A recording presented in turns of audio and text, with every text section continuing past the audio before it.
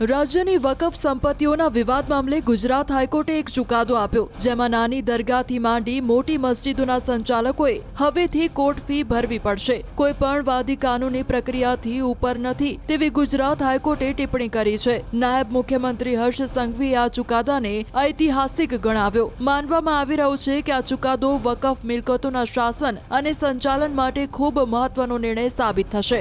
અત્યાર સુધી જૂના વકફ કાયદામાં સ્પષ્ટ ઉલ્લેખ ન હોવાને કારણે કેસોમાં કોર્ટ ફી લાગુ નહોતી પડતી. જો કે હવેથી કોર્ટ ફી ભરવી પડશે. અગાઉ વકફ સિવાયના કોઈપણ ટ્રિબ્યુનલ કેસ લડવામાં ફી લેવામાં આવતી, પણ વકફ અંતર્ગત આવતી મિલકતના કેસ અંગે કોઈ ફી લેવામાં આવતી ન હતી. વકફની પ્રોપર્ટીને ફ્રી રાઇડ ઉપર રોક લગાવવામાં આવી છે. હાલ ગુજરાત હાઈકોર્ટના વકફ અંગેના ચુકાદા અંગે નાયબ મુખ્યમંત્રી હર્ષ સંઘવીએ નિવેદન આપ્યું છે. તેઓએ જણાવ્યું કે ગુજરાત હાઈકોર્ટ દ્વારા સાચા અર્થમાં બધા લોકો એક સમાન, તમામ સમાજ એક સરખા એ ઐતિહાસિક ચુકાદો આપવામાં આવ્યો છે.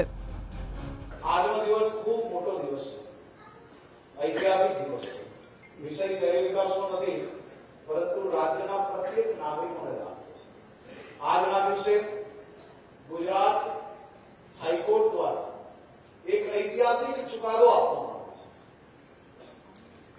રાજ્યના, દેશના તમામ ધર્મો, તમામ સમાજો એક સરખા છે. રાજ્યના તમામ નાગરિકોને એક સરખો હક મળે તે દિશામાં એક મહત્વપૂર્ણ ચુકાદો આજે હાઈકોર્ટ દ્વારા આપવામાં આવ્યો છે. કોંગ્રેસના શાસનમાં માત્ર ને માત્ર વોટ બેંકની રાજનીતિ માટે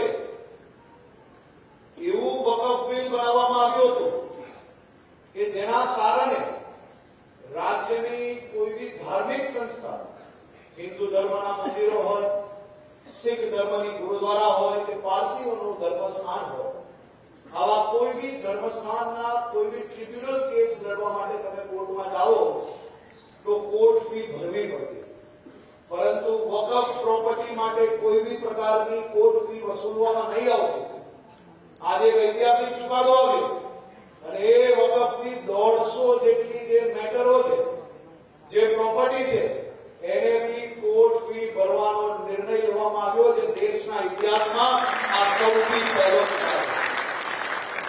રાજ્યના તમામ સમાજો માટે એક સરખો ન્યાય, તમામ નાગરિકો માટે એક સરખો ન્યાય મળે. કોઈ બી પ્રકારના ધર્મને, કોઈ બી નાગરિકોને હાઈકોર્ટમાં આ પ્રકારના ટ્રિબ્યુનલ કેસો માટે ફ્રી રાઇડ બંધ કરવામાં આવી.